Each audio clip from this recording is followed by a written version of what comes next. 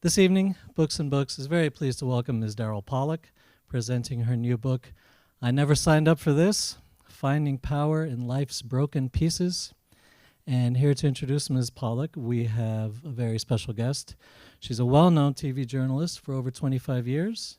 She's the recipient of 4 Emmys, a DuPont Columbia Journalism Award, and the George Foster Peabody Award. Please welcome to the podium Ms. Ileana Bravo.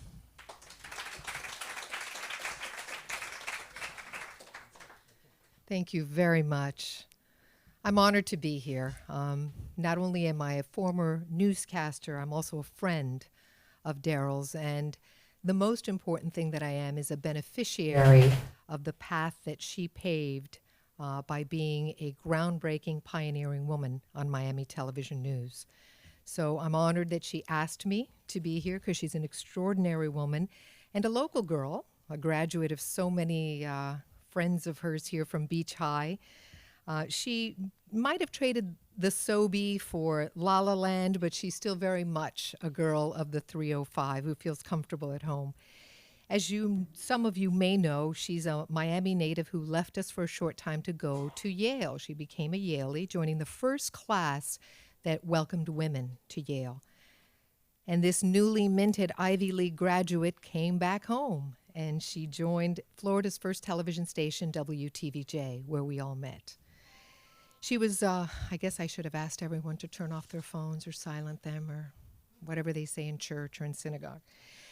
She was one of the first women to grace the screens of Miami TV, joining the likes of Ann Bishop, Molly Turner, there were probably a handful, who stood shoulder to shoulder with the powerhouse Ralph Rennick and all the men who dominated the screen back in the day. Darryle was the first woman on the Montage staff. Now, that was an award-winning news magazine television show at WTVJ, the first of its kind. It broke new ground, and her documentary on breast cancer, done in 1974, before Betty Ford had her mastectomy, won a National Clarion Award for Women in Communications. And then talk about diversity. She was one of the early celebrity journalists. Don't know if any of you knew that, but she hosted a nightly segment called Who's in the News? And in one of those life-altering moments while doing an interview with actor-director Mel Brooks, the infamous funny man introduced her to his manager. Guess what she did? She ran off with the manager. 3 months later, moved to L.A., and of course, LA opened all sorts of new doors for her. She was a writer for TV, movies, and shows. She was an early adopter of blogging and social media, and she founded a platform for women over 50 called the Whoa Network. But in another twist of fate, not a happy one this time, something that led to Darryle's inspiration and life's journey to write, I Never Signed Up for This, Finding Power in Life's Broken Pieces. She was diagnosed with stage 3 breast cancer, ironically 20 years after doing that award-winning documentary. And as a survivor, she found a new voice and a responsibility to share her story, including a powerful TEDx talk that led to this publication. In her book, a so-called hybrid self-help and memoir, she explores the what-ifs in life with humor, hope. It's funny, it's engaging. This uber-talented writer, soul sister journalist, and friend is a force of nature. Her stories will make us laugh, cry, and maybe even heal for her searches for purpose and power in broken pieces. She turned the metaphor into her discovery of mosaic art and proving that what breaks can lead to breakthroughs. So as she shares her personal story in her casual girlfriend-style literary voice, please join me in an imaginary group hug for the beautiful soul that is Darryle Pollack.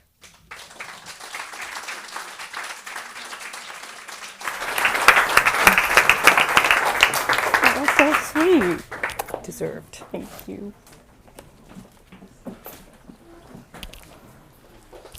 Does this work? Well, first of all, I have to say that I have nothing left to say now. Journalist to journalist. Totally. And also, I didn't warn Ileana that they were live streaming this, so thank you so much for doing this. That is so amazingly sweet. And I also want to thank, even though he's not here, Mitchell Kaplan, who is a legend, really. A Beach High, yes, a Beach High alum who is really a legend in the publishing world. I mean, I know tons of writers in LA and all over the country, everybody. I don't know how much we know here, how lucky we are to have this amazing man and bookstore here. And I really feel appreciative of the welcome for everybody here. It's really amazingly wonderful to be home, which this is always home to me. And I see so much of my personal history in everybody's face here, almost everybody. And I did want to single out one face who probably won't appreciate this, but it's okay because we share so much history, and I'm really, really appreciative that she came from Washington to share this night. And I can see her already rolling her eyes that I'm doing this to her. So I am going to ask my sister Carla to stand up. I feel actually a little teary. Yeah. Oh yeah, I forgot about this. Yeah. You'll see all the shared, oh, whoops, let me go that way. Okay. Okay, got it. You know, every picture, she's been there forever. And now that she stood up, you can see why we've shared our history. We shared a bedroom. Never were able to share clothes because I was always bigger and she never caught up, ever, to this day. And even though I was always taller, so she always had to look up to me in many other ways. I really look up to her. So I really appreciate Carla for being here and those of you who know her. And I think that, I guess it's really special not just to have Carla here, but to be here. And I think the older we get, those of us who are older, we know how meaningful it is, those early roots and connections. And I'm overwhelmed with it being in Miami because I don't come that often. And I don't realize how much I miss it until I'm here. And it also gives me like an appreciation of, I guess, at this point in my life, what's going to be my legacy. And so I feel very much the need to keep my parents' legacy alive. And so, and part of that really is coming from just being here and just, I think, getting to this age. So I happen to be staying at the Nautilus Hotel, which was one of my dad's hotels on Miami Beach. He was, I'm going to show here, he was, this is one of my favorite pictures of my dad. It was taken in his office at the Nautilus, and he was a very early pioneer in Miami. He came down here soon after the war. He really believed in the potential of Miami Beach as a tourist area. He would be blown away, I think, to see what it is now. And I am too. It's actually on this trip I feel a little bit intimidated by Miami. It's grown so much. And but anyway, he would love to see it. He worked his way up from different hotels. And it's also even more rare and special for me to be in a room with anybody who knew my mom, because that rarely happens. But in this room, it's really special because there are people who did. My children never knew her. My husband's never knew her. She died when we were teenagers, and she was 41. And her death was really the first major, enormous broken piece in my life. And that's one of the reasons, that's what I talk about in the book, because obviously we all have broken pieces. And for me, that was definitely the first one and the biggest one. And the first time I've ever really told that story about what happened to her and my experience of it almost 50 years ago was actually in the writing of this book. My children hadn't even heard a lot of the story. And what's interesting is that, I mean, I really am right now very kind of caught up with legacy and story. And so I really believe that this is true for all of us. You know, stories are the way we communicate, they're the way we connect with each other, and owning our stories, understanding our stories, and sharing our stories, to me is, you know, there's nothing more rewarding, and it was very rewarding and cathartic for me to do this in this book, particularly because I had always told everybody else's stories. As a reporter, that's what you do. And even though Ileana has now, I'm going to probably repeat a little bit of what you said, but where I learned to tell stories was here, not just at home, but obviously on Channel 4 and working here. And it was, I literally fell into the job. That story's in the book.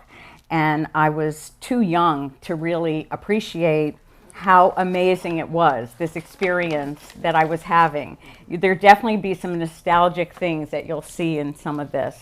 And of course, as Ileana said, the story that most people know about me is the story about the night that I went out to interview Mel Brooks and wound up going on a date with his manager. And of course, Mel also came on the date. And I tell that story, and then I ended up married in LA 3 months later. And the story that was equally significant to my life is the other one Ileana mentioned, which had happened very early on when I had just started at Montage, and I had no idea how significant it would be at the time. Oh, I forgot. I'm so caught up in this. There's Mel. And later in the questions and answers, somewhere I saw Mel again recently, so there's Mel. Okay, so this, the story that that I'm going to tell, the story that I'm going to show you is one that was the other story that I think will be really... This is Montage with your host, Ralph Rennie. Last Saturday in Philadelphia, the Montage report on breast cancer won a first-place Clarion Award from Women in Communications. And yesterday, First Lady Betty Ford returned home for the first time since she was stricken with breast cancer. It is Betty Ford's mastectomy that has brought breast cancer into the thoughts of all of us. Millions of women didn't need to be told about breast cancer. They have had mastectomies. And Darryle Pollack found them very willing to talk about how breast cancer affected their lives. I don't think there could be a woman tonight watching our show on breast cancer who isn't thinking to herself, my God, what would I do if it happened to me? You just don't know how you would react if it happened. Pretty amazing. I found that video this summer, and of course, I was one of the lucky ones who found out how I would react if I got breast cancer. As Ileana said, 20 years after I made that, I got stage 3 cancer myself. And, you know, there's never a good time to get cancer, but the timing was really bad in my case. Actually, a lot of people have this happen when you lose a mom very young. Things really shift for you when you pass the age that your mom was. And my mom had died at 41, I had turned 42, and I hadn't realized it, but I was subconsciously living as if I would die like my mom at 41. So when I reached 42, it was like, yes, I'm gonna live. And then I got cancer. And I was completely convinced that I would repeat my mom's legacy because I really, you know, it was basically, I felt that I was living her destiny. It was my worst nightmare. And it also happened to be my first anniversary with a new husband. I had been divorced and remarried. I had moved my 2 children up to Carmel from Los Angeles. And so I needed a mastectomy, and I had lots of chemotherapy and lost my hair. The hair was actually very traumatizing for me, and I think that's probably one reason that I hang on to having long hair, inappropriate as it may be for somebody my age. But the thing is, I used to always, even before this, I would always say to my kids, when bad things happen, just remember, someday this will make a great story. And of course, the operative word is someday. But there were a few times during cancer where I knew in the moment this was a great story. And did I forget something? Well, one of them was, I forgot that I had put a picture of the cancer. I'm going to just show that. Now, by the way, you'll see this picture of me with holding my hair in my hand. Losing my hair and being bald was so awful for me. You know, this was 20 years ago, and at that time, it wasn't like, you know, women in the pink ribbons, warriors. I was definitely a wuss. And I would not let anyone see me bald, including my children and including my husband. No one ever saw me bald. And so one of the incidents that I tell in the moment that I was able to recognize as a great story, one of them I tell in my TED Talk, so I'm not going to tell it here. It's not in the book either. The other one I'm going to read because it is in the book.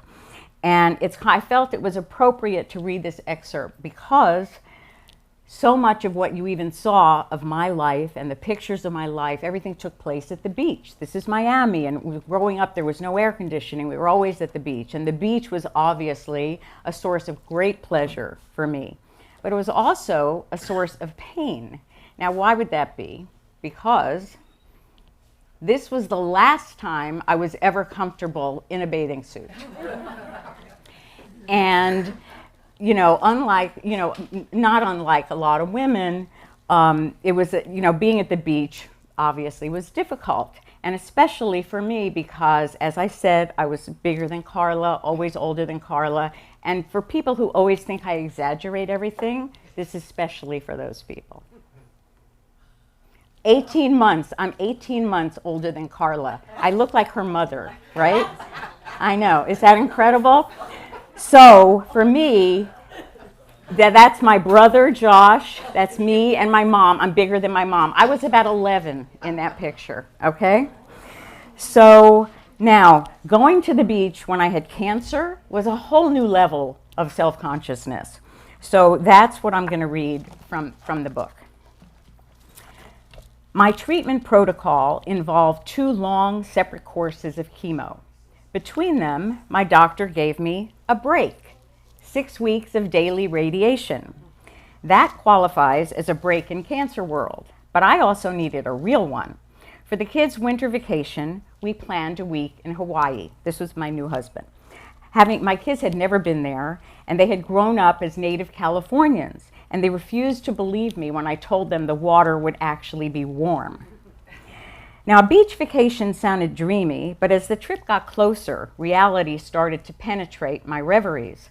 I'd been going to the beach almost daily, but fall days at Carmel Beach involve a wardrobe of sweatpants and jackets, which wasn't going to cut it in Maui. And is there any woman who isn't self-conscious about her body in a bathing suit? Aside from the supermodels, the rest of us have issues. So imagine mine. Bald with one breast. Mastectomy bathing suits with pockets inside to hold the fake boob look too matronly. So I bought a rubber prosthesis designed for swimming, tried on my one-piece suits, and I chose one of them that would allow me to stash the fake boob safely inside. I was completely obsessed. Would people notice? Would I be able to swim with it? Would the fake boob fall out? Was the bathing suit too low cut? Would anyone be able to see the scar across my chest? How about the other scar under my arm? And then there was my hair, the lack of it. I could feel a tiny bit of transparent fuzz coming in, but I was still every day wearing wigs with hats over them. And I planned to do the same thing in Hawaii, no matter how hot it was. As much as I love the ocean and look forward to enjoying it with my children, my missing breasts and hair could make swimming problematical. Now today, remember this was before social media, today a Facebook group of other survivors could solve all my problems. But back then, I used the best available resource I had, the expert advice of my wig guru, Robin, who owned a hair salon and taught an American Cancer Society class called Look Good, Feel Better. No problem, Robin promised. You can swim with the wig. Just take some eyelash glue and put a few drops on your head before you go in the water. That'll hold the wig on and you'll be fine. Now, eyelash glue and I were already well acquainted because chemo had left me without any eyelashes or eyebrows. So I just put a little extra eyelash glue in my suitcase and I took off for Hawaii. Eager to take the plunge into the ocean, I prepared beforehand in our room, dabbing on extra glue to be sure the wig would remain securely fastened to my head. I tucked in the foam rubber breast and hoped it would stay where I put it, and then I headed out to the beach with the kids. I couldn't help staring at the bodies of every other woman on the island. Big, small, they all had what I wanted, 2 breasts and hair. I felt like a stalker, trying to keep my eyes off their cleavage and hungering for the normalcy of their lives. The ocean was delicious, and I was deliriously happy after all the misery I'd been through to enjoy something fun with Allie and Daniel. I felt young and light and carefree and far away from Cancer World as I jumped the waves, just the kind I liked, big and strong. Every few minutes, I checked on the foob, which is what insiders call the face, foob. It was still there. Giddy, laughing with the kids, I continued plunging into the surf, feeling exuberant and exhilarated, until I came up from a huge wave and saw both kids staring. And their faces, of course, told me before I even had to reach my hands up to my head. The wig was gone. In a pathetic but useless effort to cover my bald scalp, frantically I threw my arms over my head and started struggling to reach the shore. Daniel, who was about 7 then, eyes wide, completely speechless. Now remember, my kids had never seen me without hair. He starts backing away. Allie, who was about 11, followed me up to the beach, trying to be helpful as she watched me grab my towel in a wild panic and wrap it around my head like a turban. Everyone on the beach was staring. Now, I would have appreciated the entertainment too if I was a tourist watching this rather than the main attraction.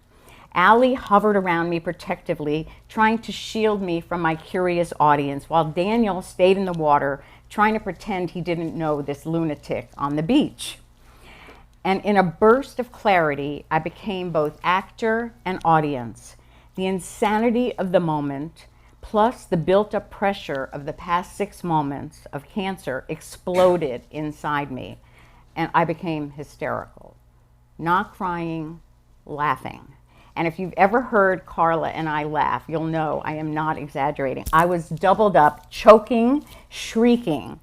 The accumulated emotions of cancer were simultaneously spilling out. All of my careful planning and worrying about a breast slipping out of my bathing suit flew off along with the wig, stripping off whatever dignity I imagined I had.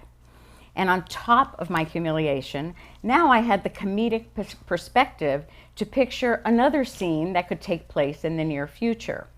A young couple on their honeymoon, taking a romantic stroll at sunset along the shore, stumble over something washed up on the beach, covered in sand.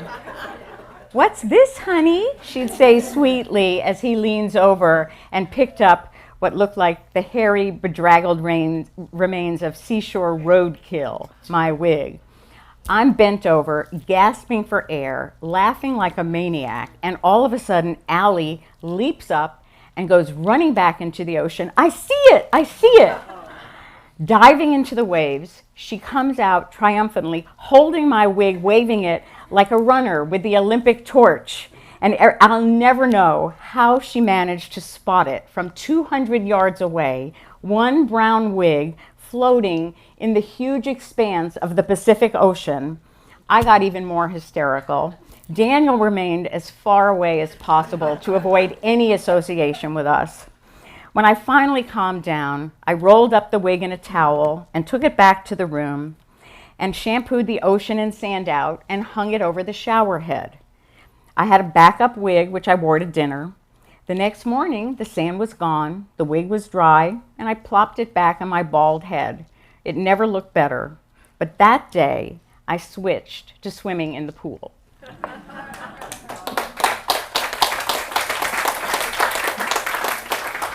So actually, the humor was not the only good thing to come out of a bad thing, out of cancer. And I'm not somebody who you'll never hear me say cancer was a gift, but some good things came from it. And in addition to the humor, another good thing that came from it was something that Ileana explained, of course, which was art. Now, I was a good student, but I always gotten good grades. But when I got to high school, I was kept off the honor roll because I had 2 C's, one in art and one in home ec. And may I say, well-deserved in both. And but I was shocked to find out that when I had cancer and I was trying to find anything, I tried meditation, I tried yoga, nothing could get my mind out of the mode of having cancer. I was fearful and I was so upset about it constantly. And the only thing that worked was one day I happened to take in my son to one of those paint-it-yourself pottery studios, and I was terrible, but I loved it. And I realized I totally forgot about cancer while I was there. So I began to paint, and I did this a lot. And I started out, really, my art was nothing to speak about, but eventually I painted so much I became addicted, and I did get a little better. And my daughter used to say, because she had known me before and I never was good at art, and she used to say, "Mom, you know, I think chemotherapy has altered your DNA." So I would say maybe today, maybe I get a B in art, but I would still get that C in home ec, by the way. And eventually what happened was I broke up some pieces and I began putting them together as mosaics. And if I thought this was an addiction, mosaics were an obsession. And I even opened up my own art studio in Carmel. This was my art studio, and I made mosaics all the time, all day long. And I think that the reason it really spoke to me so much was this metaphor, that I realized that putting together these I was still painting, and I'd paint the tile, then I'd break them up, and then I'd put them together in a different way.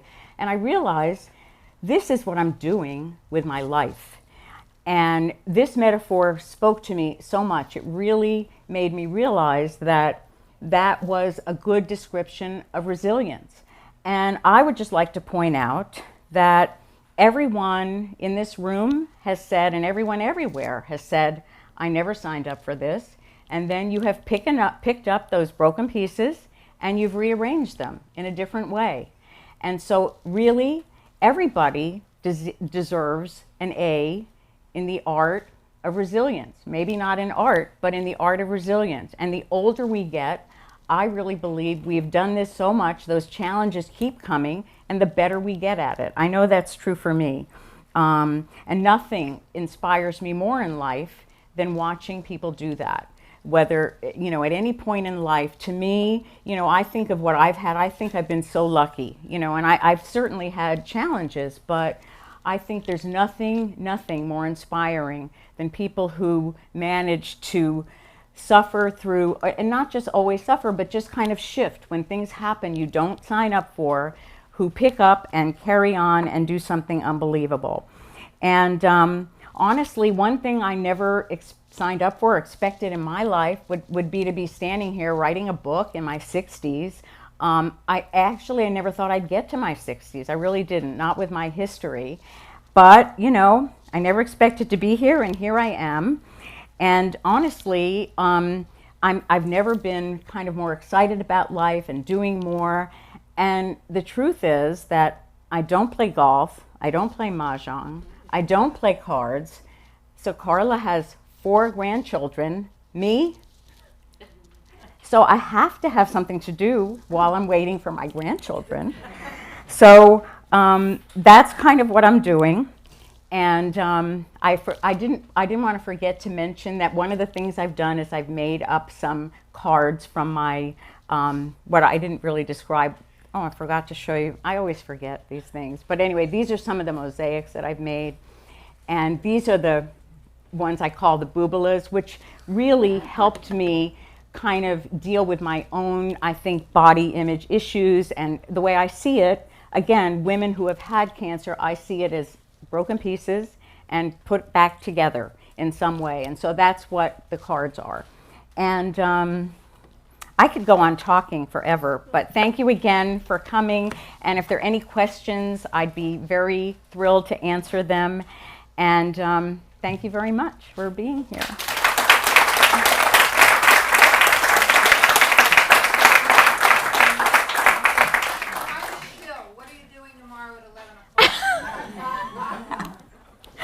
I know, I didn't say that. Can I just say, yeah, I will be, I didn't want to talk too much tonight about breast cancer. I am, thanks to Wendy Unger, and I would actually go back and tell that whole story, but I will be at Miami Beach Chamber of Commerce's brunch with a view tomorrow on Jungle Island, and it's a panel discussion on breast cancer, which I have plenty to say about. So join us. I will come. Everybody come.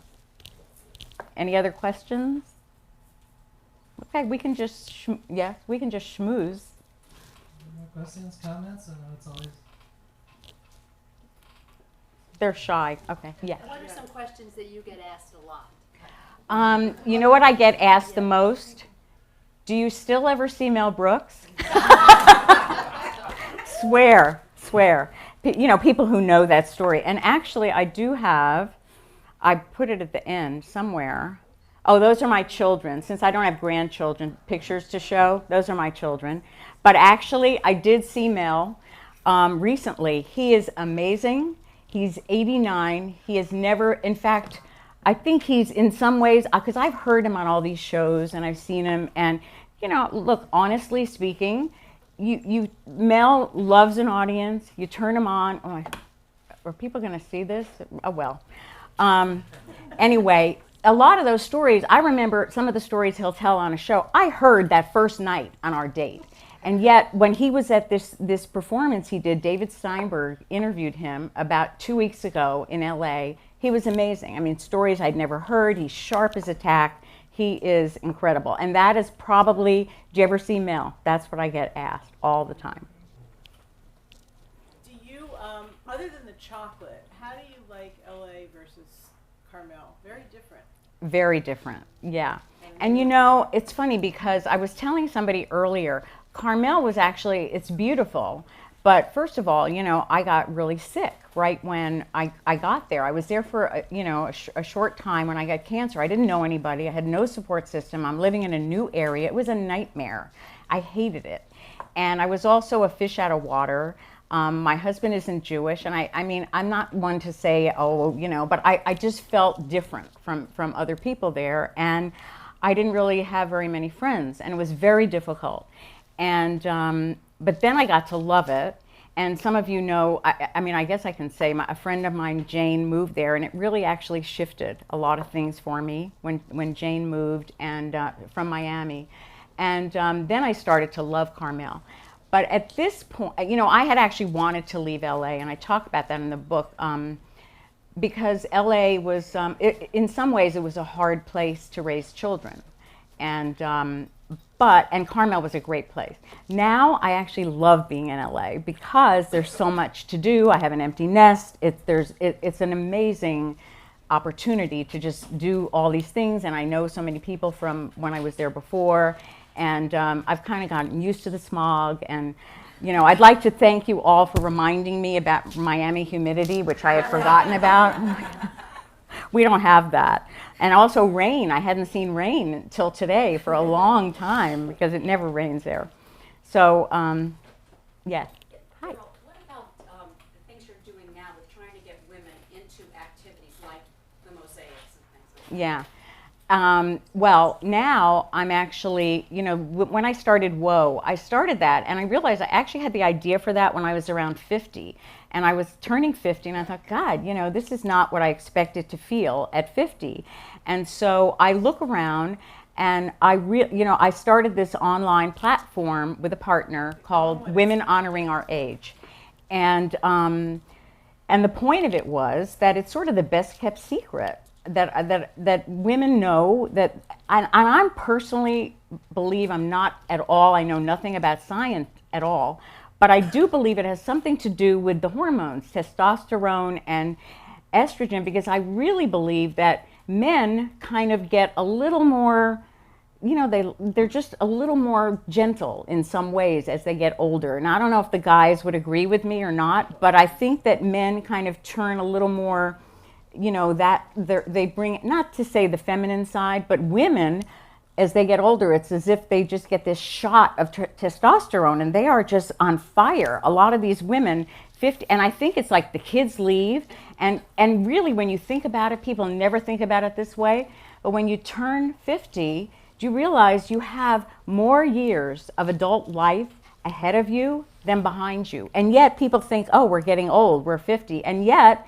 if you add, you know, think about the years from 20 to 30, that's 30 years, you're barely in the middle.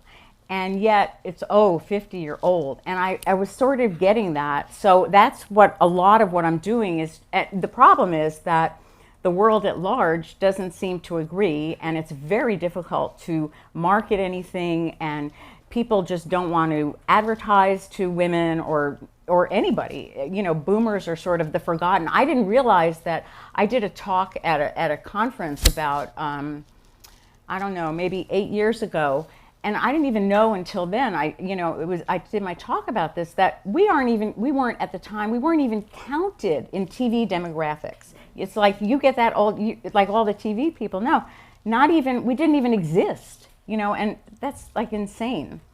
So anyway, it is a challenge. And I'm also doing, another thing I've done a lot of is that, and by the way, there is, I don't know if you know this, but one of the people I met yesterday here at Books and Books is a woman named Darby. I don't think she's, okay, Darby Collins. And we were talking yesterday, and I was just here for 5 minutes, and she had looked at my book, and she said, oh, I do mosaics too. And she was telling me how it got her through a really tough time in her life. And she does them, in fact, I'm sorry she's not here because I really want her to see them. And that's kind of what it was for me. And now I do them less, but I actually love doing workshops and having other people. I've done them for cancer patients at the Hope Lodges in New York, which is where people stay when they're having treatment. And it doesn't have to be cancer. And often, you know, it's not a women's thing. The men love it. You don't have to be, it's very low barrier to entry. You don't have to be artistic, believe me.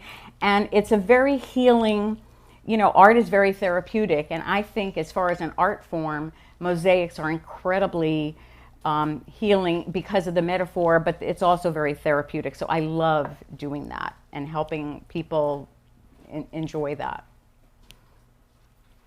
How was your husband when you had told me, you had mentioned you had just gotten married when Yeah. you found out?